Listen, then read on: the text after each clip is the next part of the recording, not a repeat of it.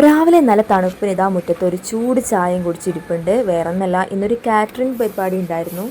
ഉച്ചക്കൊരു 12 മണിക്ക് മുമ്പിലായിട്ട് നമുക്കിത് ഓർഡർ കൊടുക്കാനായിരുന്നു കേട്ടോ ഉണ്ടായിരുന്നത്. അപ്പോൾ അതുകൊണ്ട് രാവിലെ തന്നെ ഇതാ നമ്മുടെ സവാളയും തക്കാളിയും ഒക്കെ കട്ടിങ്ങും കാര്യങ്ങളൊക്കെ കഴിഞ്ഞിട്ടുണ്ടായിരുന്നു.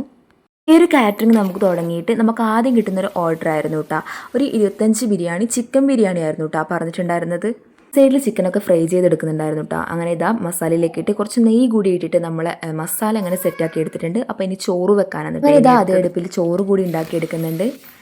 അങ്ങനെ ഇതാ ഒരു സൈഡിൽ നിന്ന് ചോറ് റെഡി ആകുമ്പോഴേക്കും ഇതാ ഞാൻ കുറച്ച് സവാളയും നമ്മുടെ ചോറ് ദമ്മിടുമ്പോഴേക്ക് വേണ്ട സവാളയും അണ്ടിപ്പരിപ്പ് മുതിരയൊക്കെ ഒന്ന് പൊരിച്ചെടുക്കുന്നുണ്ട്. ചോറ് വെക്കുമ്പോൾ ഇപ്പോൾ ഒരു ടെൻഷൻ ആയിരിക്കുമല്ലേ, അതിൻ്റെ വേവും കാര്യങ്ങളൊക്കെ. അപ്പോൾ അൽഹംദുലില്ലാ നന്നായിട്ട് തന്നെ ഉണ്ടായിരുന്നു. അതിന് ഇതാ സലാഡ് ഉണ്ടാക്കാനുണ്ടായിരുന്നു കേട്ടോ. അപ്പോൾ അങ്ങനെ ഇതാ കക്കിരിയും സവാളയും പച്ചമുളക് ഇട്ടിട്ട് സലാഡ് തൈരും കൂടെ ഒഴിച്ചിട്ട് സലാഡ് ഉണ്ടാക്കിയിട്ടുണ്ടായിരുന്നു. പിന്നെ അച്ചാർ കൂടി ഉണ്ടായിരുന്നു. 11 മണിയാകുമ്പോഴേക്കും നമ്മൾ ചോറൊക്കെ സെറ്റ് ആയിട്ടുണ്ടായിരുന്നു കേട്ടോ. അങ്ങനെ അതിൻ്റെ പാക്കിങ് കാര്യങ്ങളൊക്കെ തുടങ്ങിയിട്ടുണ്ടായിരുന്നു. തൈരും അച്ചാറൊക്കെ ഇതുപോലെ ഇങ്ങനെ പാക്കിങ് ചെയ്തിട്ടുണ്ടായിരുന്നു. അച്ചാർ നമ്മൾ പുറത്തുനിന്നായിരുന്നു കേട്ടോ വാങ്ങിയിട്ടുണ്ടായിരുന്നത്. അപ്പോൾ അതിൻ്റെ പാക്കിംഗ് ഒക്കെ കഴിഞ്ഞ് ചോറും പാക്ക് ചെയ്തെടുത്തു കേട്ടോ. ഇവിടെ ഇതാ ഒരു 1.5 കിലോ കേക്ക് കൂടി ചെയ്ത് കൊടുക്കാനുണ്ടായിരുന്നു കേട്ടോ.